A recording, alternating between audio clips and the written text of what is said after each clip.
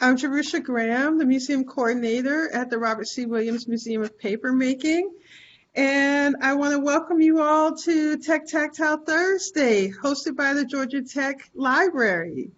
They have been gracious enough to let me teach a stop motion workshop in support of Fast Film Fest, which is a animation festival that the Paper Museum puts on. Hopefully by the end of our workshop, you will be inspired to create your own entry for Fast Film Fest 2021. So just in case you couldn't quite make out what I was saying, Fast Film Fest, Paper Animation Festival, sponsored by the Robert C. Williams Museum of Papermaking, Georgia Tech Libraries, and ASIFA South. So just real quick, Fast Film Fest is original animated films, 5 seconds to 5 minutes long. They're made from primarily paper. It's free to participate, no prior experience is necessary. And we share the entries with the world via a screening and also on our YouTube channel. If you've never done animation before, it's pretty easy to get started. The essentials are paper, scissors, you need a phone or a tablet, and a stop motion app. Those are the essential things. But then there are a couple things that make your videos look a little better and just make your life easier. Having a tripod with a tablet or phone mount to keep your video from randomly shaking, remote shutter so that you can click the pictures again without having to touch your tablet or phone, keeps it from shaking.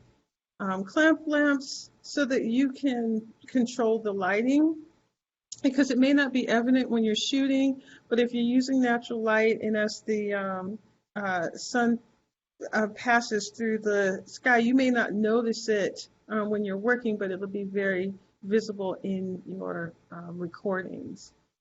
Some blue tack, so the things that you don't want to move, don't move. Paper brads if you're making puppets to work with. And because it's paper, adhesives are always helpful. If you accidentally rip something, or if you know you definitely don't want something to move, you can use a little glue stick or some tape on the back. And then our setup. It's a good idea to have at least 2 lamps so that you can even out your lighting. And here in the picture, you can see the tablet set into the mount on the tripod, and then all the other stuff that you need is just out of the view of the camera, but within easy reach. And I often like to keep my tablet plugged in so I don't have to worry about it dying in the middle of something that I'm doing. Stop motion apps that are easily accessible, and 3 of the 4 that are listed here are free.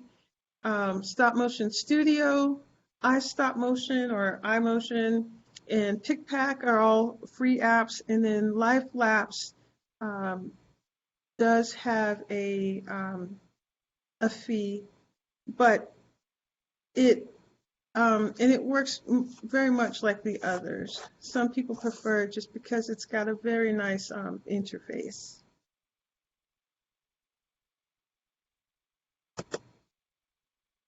All right. So the very first thing that I want to get you guys into is just cutting some basic shapes. I'm going to have you cut a circle, an egg, an oval, a square, a fat rectangle, and a thin elongated rectangle. And this is an easy way to practice animation and also start to understand a little bit about squash, stretch, and anticipation. I'm going to just play this little video so you can see what we can do with these shapes.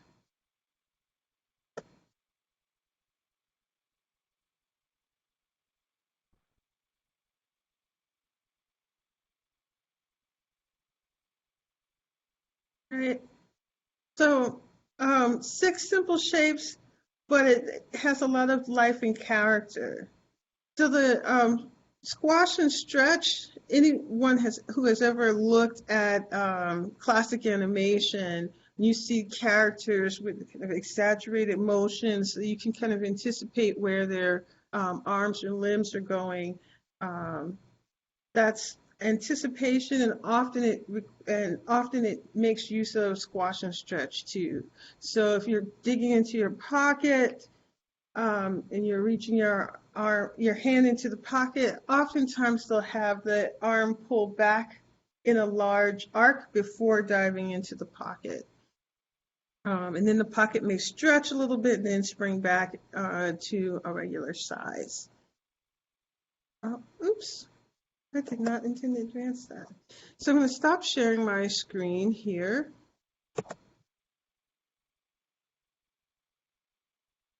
All right, can you guys see what looks like a cluttered desk? Yes. All right. Looks great. It still looks better than my desk. So again, these are our basic tools, and if you have some paper and scissors at hand, these are the 6 shapes that I want you to cut and just set aside for a moment. The one thing that I will point out with the squash and stretch is that like here with the square turning into the rectangles, as the square squishes and gets thinner, it also expands in the other direction and gets wider here. So the skinnier it gets, the longer it goes in the other direction. And it should be the same for the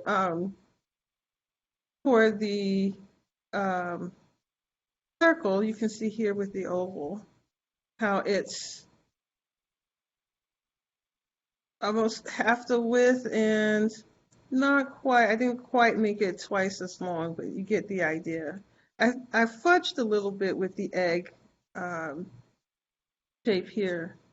So the oval should be even taller than the egg shape because it's skinnier, but you get the idea. All right, so I'm going to set those things aside and just talk a little bit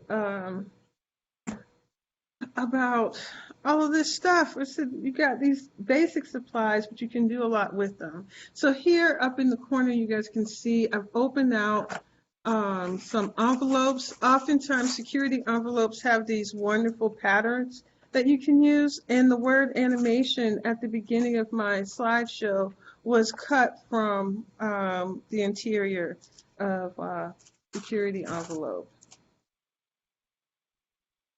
Sometimes junk mail will surprise you and have some wonderful things that you can use. This voting flyer has all of these great characters that I can come and cut out and make use of. Now, I may end up having to build my own body for some of them, but I've got how many clear heads here? 1, 2, 3, 4, 5, 6, 7, 8.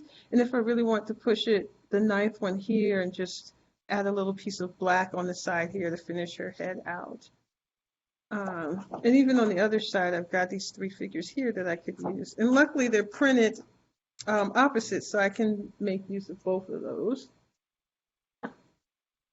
You may choose to create your own decorative papers. So here, just some acrylic paint on these 2 textured ones, and then working with watercolor and salt for this. Let's see, can you guys see that? For these others here. Think Eric Carl Hungry Caterpillar in terms of creating textures, your own textured papers. The other great source for animation tools are magazines. And because the Paper Museum does a lot of animation for our film festival, we start to collect just in baggies different subjects. So this one is flowers and plants. We've got one for people. So you can reuse elements and not necessarily have to start again from scratch. Now, obviously, you can do animation with objects too. So I can animate like my scissors or pencils or things like that. But because we're the Paper Museum, we're focusing on paper today. All right. And then the other thing, this was on my list of supplies. It's an optional thing, are these paper brads here that allow you to create a hinge, right, for puppets. So this particular puppet is made up of just some random scraps that I had and cutting them into shapes that would roughly mimic a torso and legs. A little fancy pants here with the gold. Let's see if it's. Can you guys see that a little more clearly? I think it's better with the light on. It's a little blurry on the right, on the blue paper right now. Okay. Yes, Maybe. and thanks, Anna. Those are paper There brads. you go. Right. And here I've combined where I've created brads for the legs to swing, but I've left the other pieces loose where I can move them and adjust them how I would like to, or combine them in different ways. Maybe I decide that for a different animation, instead of these being the legs, these now all of a sudden are the arms, right? I like not setting everything in stone so that I can kind of play with things. And then obviously the big thing that he's missing is his head. So when I do heads, I usually do 4 views.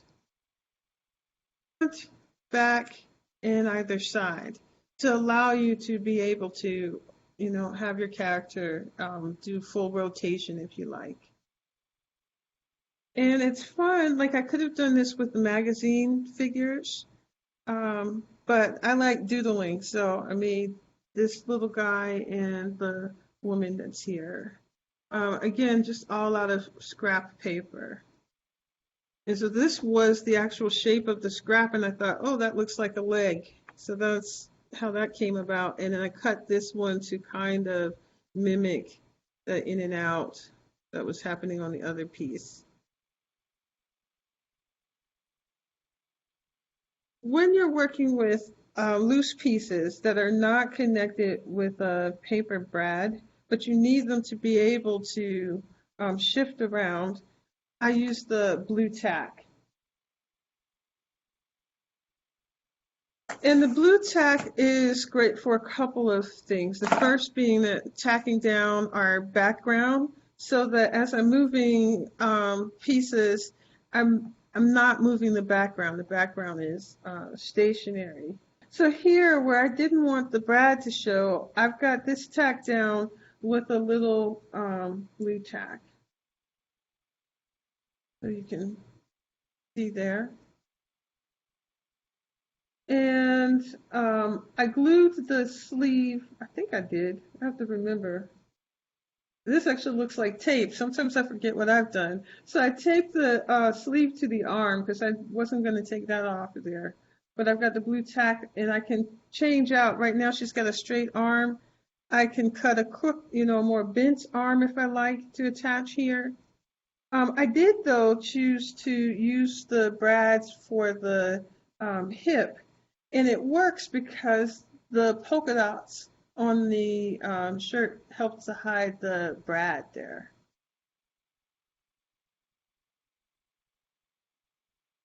And her head is also attached with blue tack, and that blue tack allows you to kind of squish. You can make small movements with the blue tack.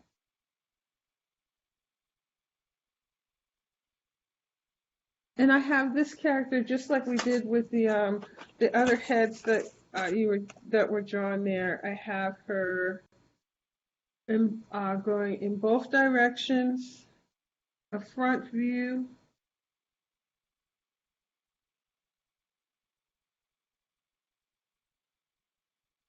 And sometimes I reuse things. So she doesn't have legs right now because I actually use the legs off of one of the other angles when she's standing forward. And I also have two smaller versions for a distance to show her at a greater distance. So here. She's a little further from the image.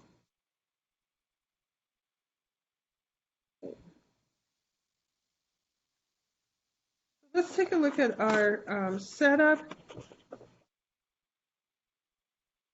And then hopefully I can get you guys playing with the app that you downloaded.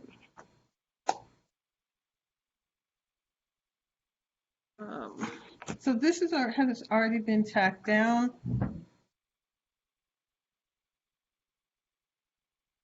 I'm going to pull my tripod into position. And when I'm positioning my tablet, I want to be mindful of where the camera is. So when I set this into the mount, I want that camera eye to be as far over the table as possible. It's easy to kind of just slide it in there, and then you're wondering why you're catching views of the floor. And it's because the camera's lens is on the other end. And if you guys just give me a quick second, I'm going to adjust the document camera so you can see what I'm doing. So I have the stop motion app here, and it opens, sorry, I had this open. It opens on a page like this. So when you get started, you want to hit New Movie, and it takes you to a page like this. And there's reflection here on one side. Is that better? Yeah. It takes you to a page like this. Right now I have a clamp lamp on that's illuminating my background, and this is a really good example of why it's better to have two lamps if possible. Right now I only have one lamp on, and you can see that it's brighter at the top of my frame here.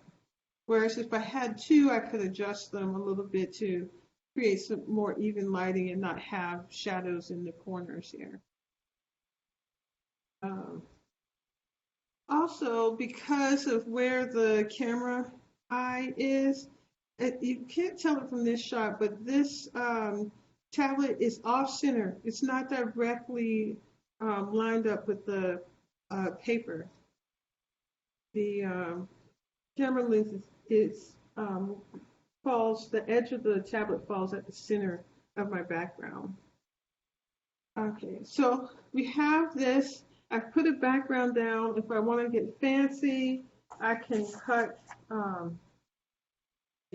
shapes out of textured paper. So let's just, for the sake of demo, I'm going to just put a couple of bushes here.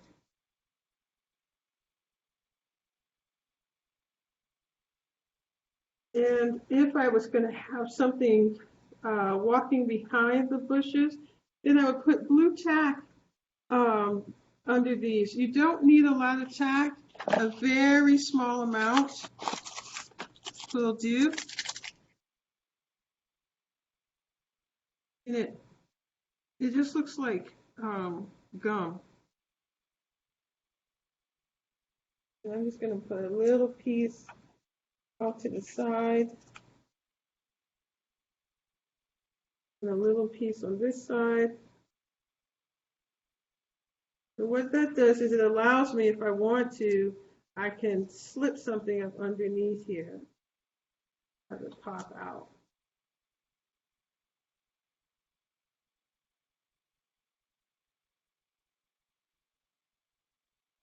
Get strategic with how and where you place your blue tack. If you're a crafter and you have those little, I don't know what you call them, foam bits of tape that hold things up off of the background, you can play with kind of casting shadows. Okay, tucked a little something there. And actually, while we were waiting to get started, I just cut. Anytime that I have to cut random shapes, I always end up cutting a kind of a bean shape. I like this for animation because it looks kind of like a gut. And it's a random shape here. So he's got kind of a mohawk thing happening that I'm going to use for this particular demo. Again, I don't want his hair going anywhere, so I'm going to put some blue tack, or I could glue that down with the glue stick. If I want the hair to be able to kind of move in responses to things, then the blue tack is the way to go. And just for the sake of things, I'll give him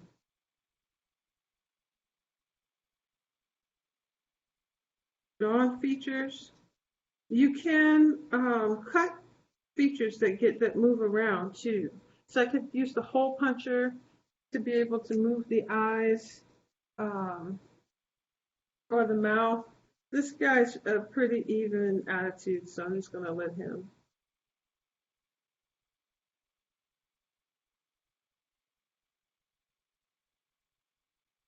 And he's just gonna, I'm just going to have him come into the frame. So there's a couple of ways that I can do this. I can use my clicker. Let me see. Can you see it better there? Yeah. My remote shutter, which allows me more control. So here I clicked and I see my image, the image that I took down here. I usually take 2 of each thing before moving, and then I'm going to just have him slowly enter. I don't know if you guys can see, there's a little piece of yellow of his stomach coming in. And give him a little bit more. And the beauty of the stop motion apps is that most of them have an onion skin. So let me see if I can get him to the center, or so he's not behind the square here.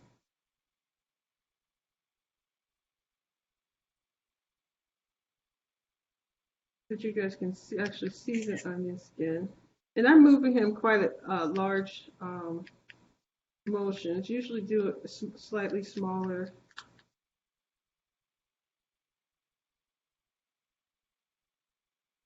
motions. But if you look really closely, we're seeing kind of double. That allows us to see where he was and where I've moved him to have a better understanding of how I'm moving him in relation to his earlier position.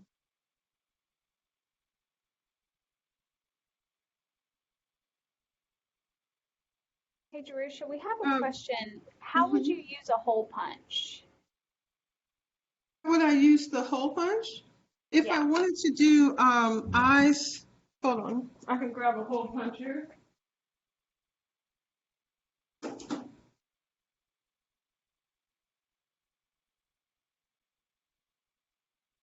So I have this little piece of red paper, oops, right?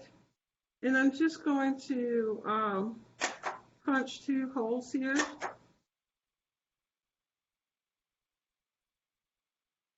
Instead of drawing the eyes, I could have, although he looks bugged out because these are really large eyes for the size figure that I have. Let's see. But you see here, then I could actually move those eyes around. If I had a slightly larger character, these could be the pupils, and I could kind of move them within another circle. Does that make sense? Yeah. Good question. Or I could, use the punches as rain or other little things within the picture. All right, so you guys get the idea for taking pictures. I can test and see what I've got by hitting the arrow, and it shows it playing. Can you guys see that? Yes. Right. If I find, like, let's say, sometimes you get so into it that you take the picture and end up with your hand in it, I can hit whichever frame it is that I want to make the adjustment. And I'm realizing that you guys, I don't know if you can read these. Even though I'm hitting the autofocus, it's not quite focusing on this screen. So here I'm going to hit delete. The delete is over here, the little trash can, because I don't want that. If I find that I've moved it too far and it needs a few kind of in-between steps, I can go to where I want to insert and hit the insert camera. And it puts the camera there so that the next picture I take is actually going to fall in the center of what I've already animated. I can, so I actually don't want this. Um, Edit. So I have the ability to make a few adjustments with lighting, like you do on your phone for a photo. Um, and there's erase. So if you're editing and drawing something in, you can also erase. You can add audio. Uh, you can have it pause. You can cut something and move it to another location. And so those are our options. I'll go here to the wheel. This is our menu, and it gives me a couple more options. So if I want this to play faster or slower, I can adjust it here. Right now it's set at 15 frames per second. And I'm going to close this again, just let you guys see again how this moves. It moves pretty nicely. If I adjust that, and let's say to 8 frames per second,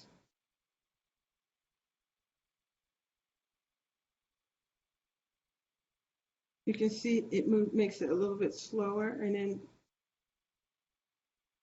if I adjust it higher to 20 frames per second, it moves a little bit faster.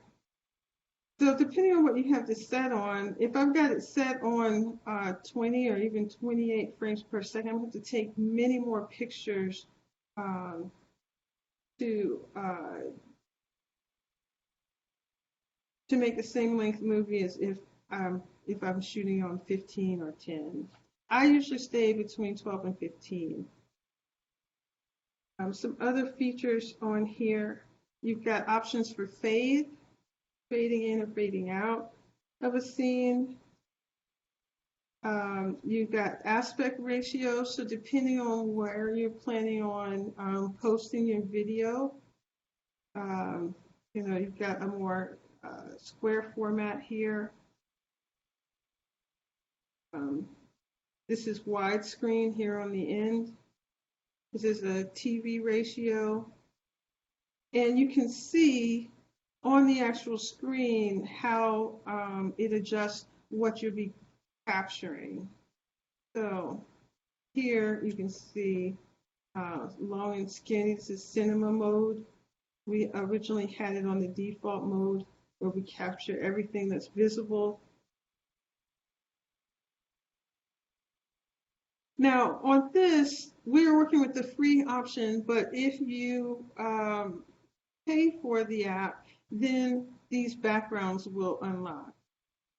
We can build any background that we want, so I don't worry so much about using the digital backgrounds, but they are here. And then again, with the paid app, you can have access to some filters, different filters. 4K, so you have options for high definition, HQ 4K.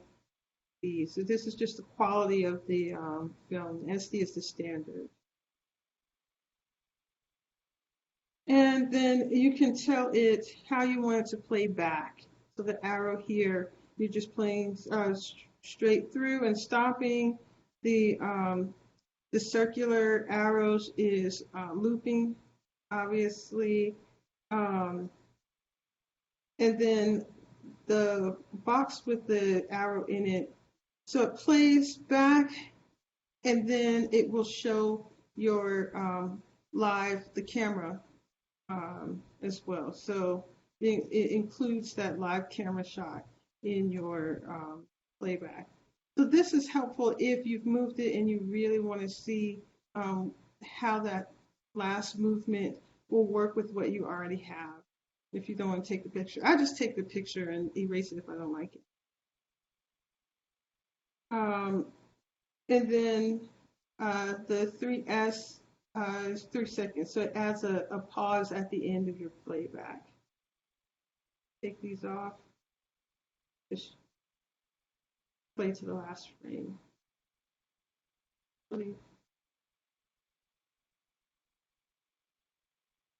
Okay, so those are your features. If you don't have a remote clicker, right? If you don't have one of these, then you can use the timer that's up here.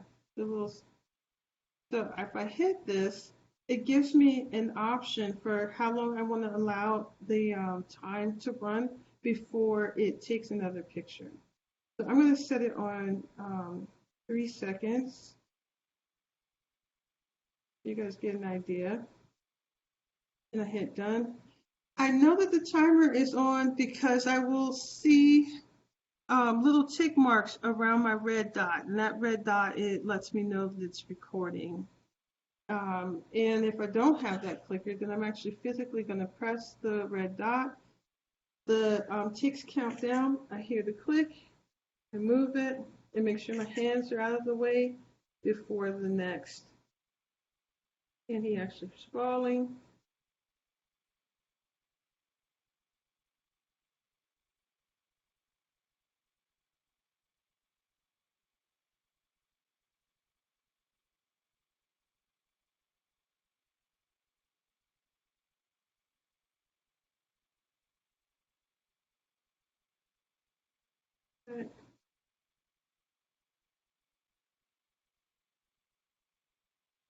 And then I'm going to press the square to stop it when I'm done.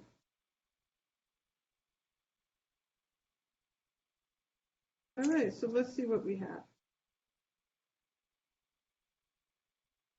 I don't know if you guys can notice, but he actually falls quicker than he walked into the screen. And that's because I moved him a larger increments as I pushed him down behind the bushes. So let me adjust the speed so that you can maybe see that a little more clearly.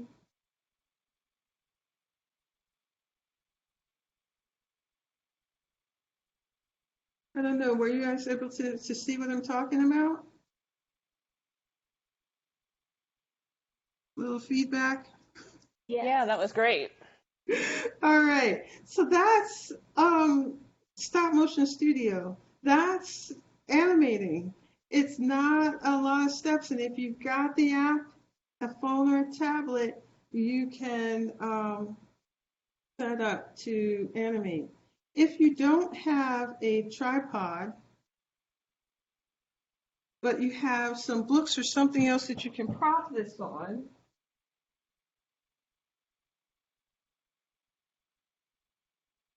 so here I have a couple of bricks. Just gonna take this out of here. I don't have that. I can prop up my tablet on a stack of books or a box or something like that. Now notice that that this is much closer. So you want to build your stack up to whatever height you need to allow yourself to capture your background.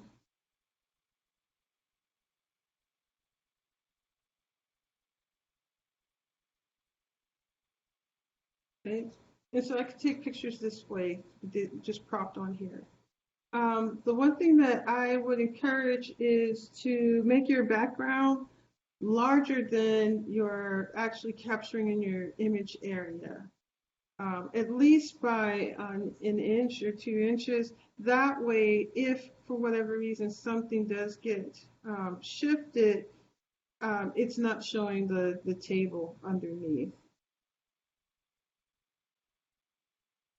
So I'm going to put this back in the tripod. Or actually, you don't really need to see the screen for this. I want to show you the kind of basic moves that we can do with the shapes that I asked you to cut. Lifting this up, the blue tack is reusable. So when I finish with one setup, I collect my blue tack. And I usually keep it in a Ziploc for later use. You can see I had, like 3 things stuck down with just that much blue tack. So you don't need a whole lot. And actually, if you have a really big lump, it shows. It's going to create a bump underneath your items on your page. All right, what did I do with my circles? I've got so many things on this table, guys. Sorry. I tossed my circle and square, and now I don't know where I put it.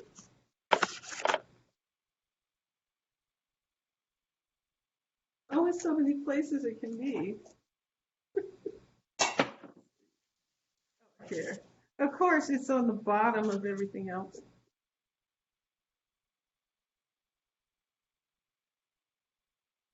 All right.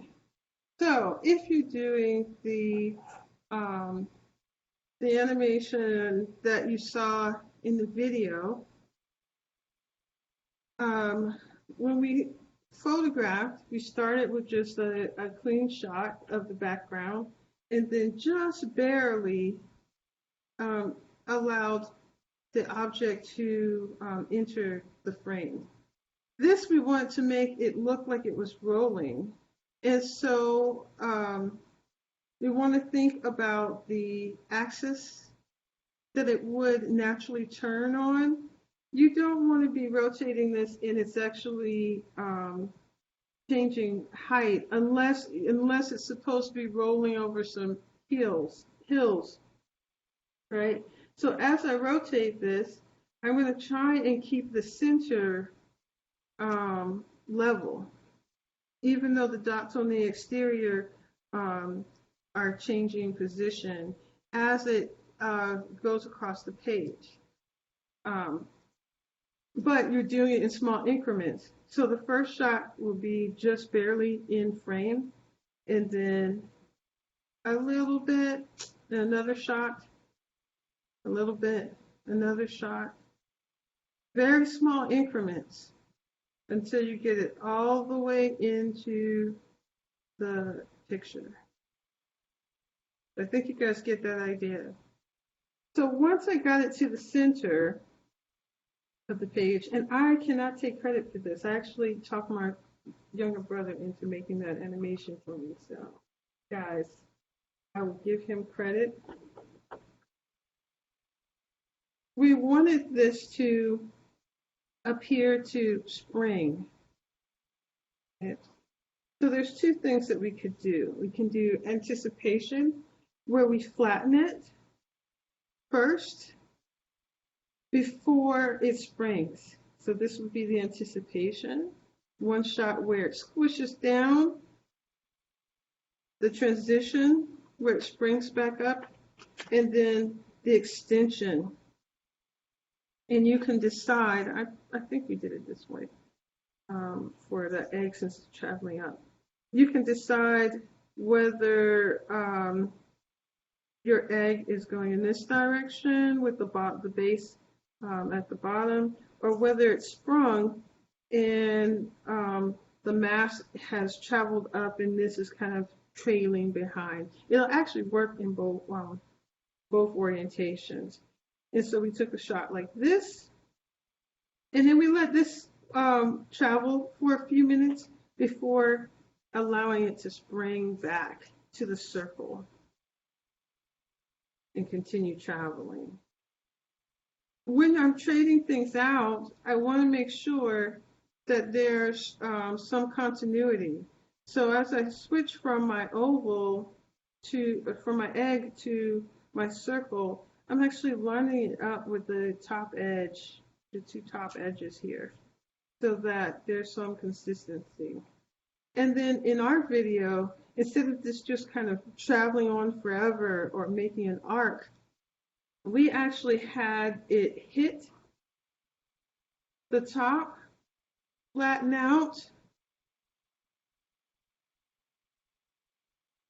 trying to adjust the light so you can actually see, flatten out with the oval, and then start to travel back down to the ground.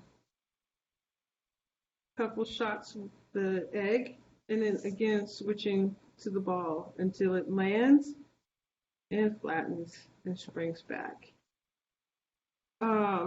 It's good to play around, take a couple of pictures and see what it does. Maybe you put the egg in there and you're like, I don't really like that.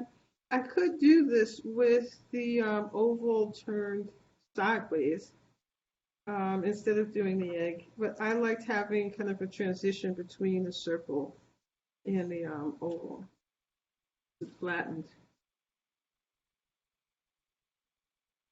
And then the same similar effect with the square. So we had the square just sitting there. It took a few minutes because we had to have this travel into the frame.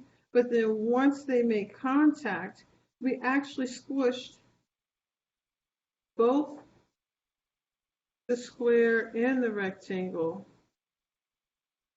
flattened. And because the rectangle is taking the brunt of this, we have it flatten even more. You can keep this at the squish point or trade it back for the circle here.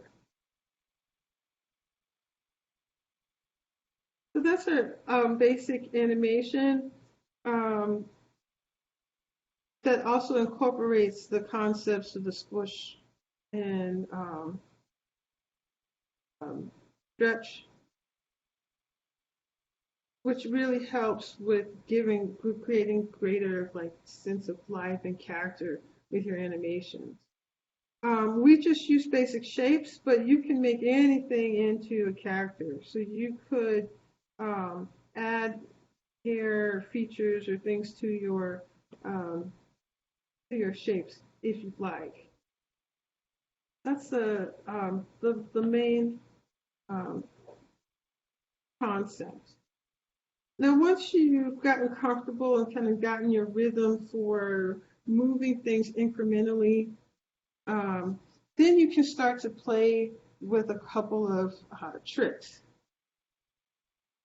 So the simplest trick is to just cut, and I often use an X-Acto for this. Cut slits. Let me see if I can find maybe a magazine thing that we can use.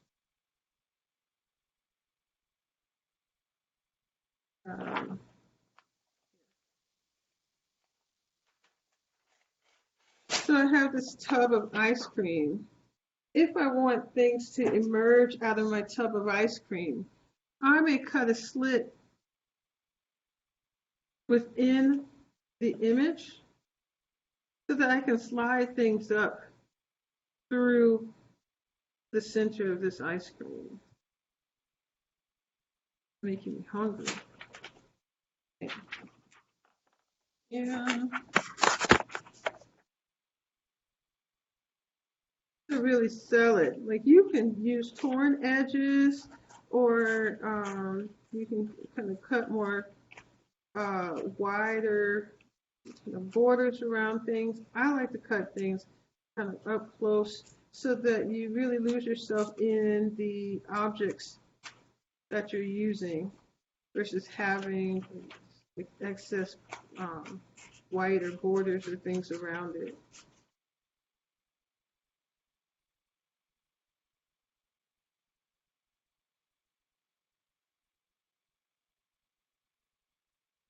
I have my ice cream here. And because I already have a bag full of goodies, these were two things that were just in the people bag. This little pink hand. Can you guys see that? I'm going to adjust the light so that you guys can actually see. We can see it. Yeah, I've blinded myself.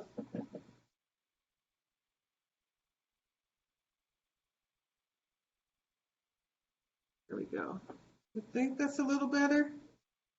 This hand, and I can have this hand coming down. Sometimes it helps to have some tweezers around too. I don't have any today. I can have this hand coming down and then kind of reaching in to the ice cream, shaking around in there, and pulling out. What is he going to pull out?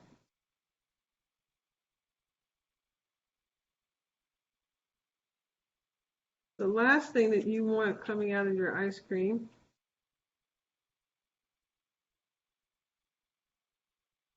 Oh, you guys can't see that at all. I'm really having a time today. You see that a little better? Yes. Yeah, we see a face emerging from the ice cream. Yes, which I would not want to be eating out of this tub, right? So just a little slit in the ice cream, you can have all kinds of magic happening. It's like the hat trick where everything under sun comes out of the hat. But notice, if I'm not thinking about it, I'm going to end up shifting things around. So we want to remember that blue tack, tacking down the most essential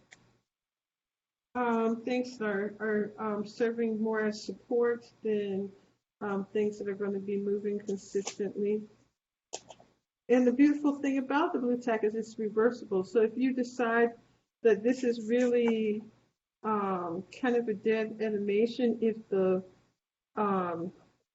ice cream tub doesn't move when the hand is rooting around in there, then I can come back and actually move this. And to pull this guy out, and I don't necessarily want that hand fumbling around, I can put a little blue tack between the hand and the head too.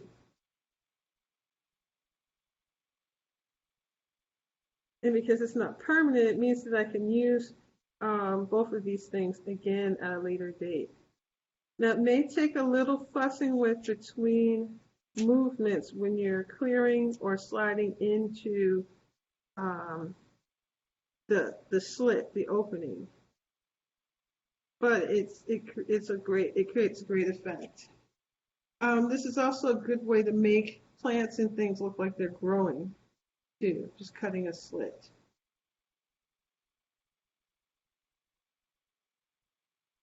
I feel like you guys are not able to see really well on that screen. What happens?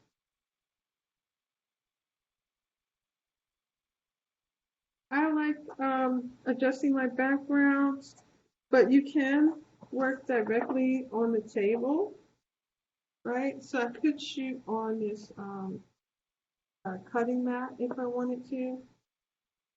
I could really take the time to build a background. So let's say we're going to switch to a black background. Maybe you guys will be able to see this a little more clearly.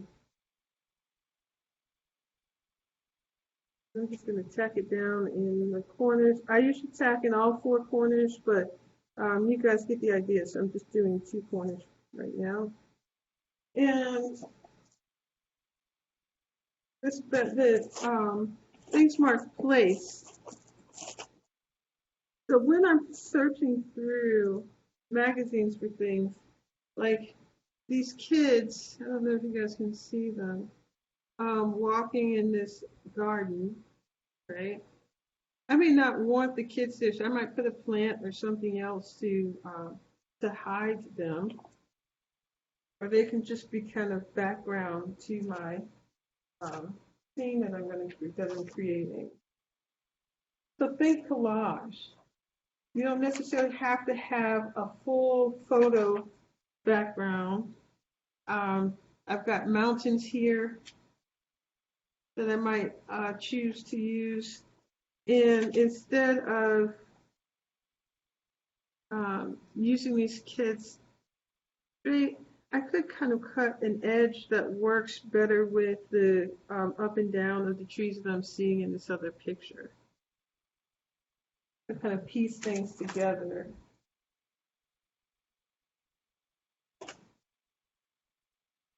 Looking to see if there's.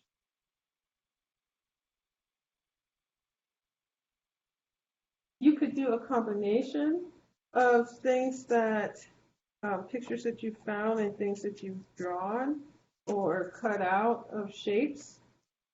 I've got some backgrounds that were also from cut paper.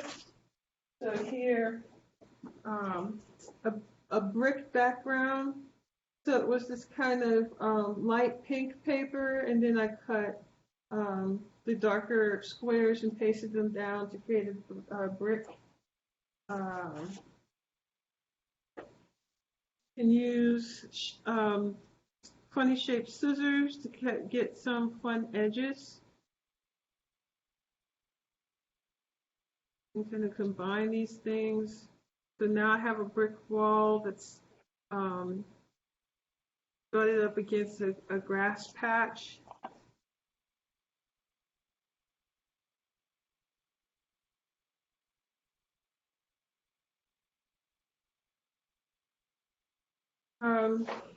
papers from scrapbooking that have patterns are wonderful tools. So each of the patterns that you see here was a scrapbook sheet of paper, even this wood shape here. Basic shapes that, this is, I think I blue tacked this. So if I wanted to play interior decorator and change out the pillows on the couch or something, or have it where the couch doesn't have any pillows at all. But I lifted this up because I want you to see how simple a shape this is. It's not anything fancy. There's two rectangular bits of paper, and this shape is almost shaped like a hat. This abstract form is almost like a hat, but in this context reads as a couch.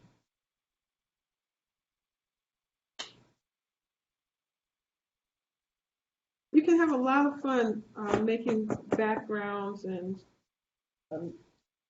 finding fun and funky characters. And they don't have to be whole characters. So I might choose to use this hand that we were looking at on the body of another figure that I find in the magazine. Hey, Jerusha, we have a couple questions in the chat. The Sure. first one is, if anyone's at Georgia Tech, we do have a multimedia area in the library where there's some lighting. So if anyone's a Georgia Tech student, they can use that. And then, Jerusha, we have this question for you. Where do you get inspiration?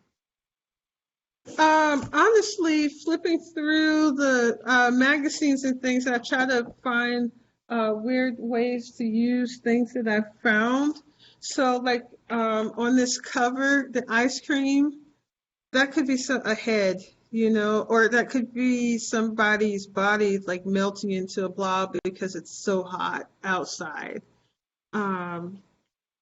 Yeah, just cutting things and then moving them around, playing with them to see how they can be combined. Really, the magic of the animation for me is seeing things move. I'm really easy to please. I like seeing things appear and disappear and spin around, those kinds of things. I'm sorry I didn't realize that I talked for so long. I hope that you guys are inspired and might give making your own animation a try. I did want to point out a couple of resources. Let's see. So Fast Film Fest is happening all throughout this month. Next week, if you want a little bit more, or just a different person's perspective on getting started with animation, we have Stop Motion How To with Kieran Quinn, a member of ASIFA South. Like I said, that's the local branch of an international animation society. And then the following week on Wednesday, Alison Falk will be presenting post-production tips. So once you've made the film, how to move it into iMovie and do a little editing and adding maybe some sound and things to it. And then the last week in February, is that February 23rd? ASIFA South will be giving a presentation on how animation has been used for social change, to create social change. Submissions for Fast Film Fest are due on the first Friday of March, March 5th, and we will have a watch party / screening on March 19th. The festival is juried by professionals in the field of animation. And if you want more information and want to just review that list of events happening, you can go to paper.gatech.edu, and that will give you access to the Fast Film Fest page. Once again, I'm Jerusha Graham with the Robert C. Williams Museum of Papermaking, presenting this in partnership with Georgia Tech Library. And I hope that you guys will come through to some of the other events. Everything is free and open to the public. And again, participation, all ages, all skill levels. So we encourage you to jump in and start animating. Catherine, did you have anything you wanted to add? No, I think that's it.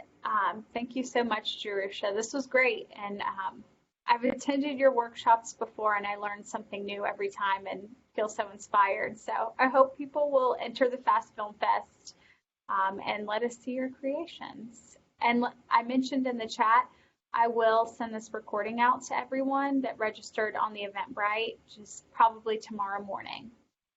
Yeah. Oh, I should say that Paper Animation Film Fest YouTube channel, you can find a lot of tutorials there as well. Yes, and I dropped those in the chat if you're interested. Well, thanks for joining us, everybody.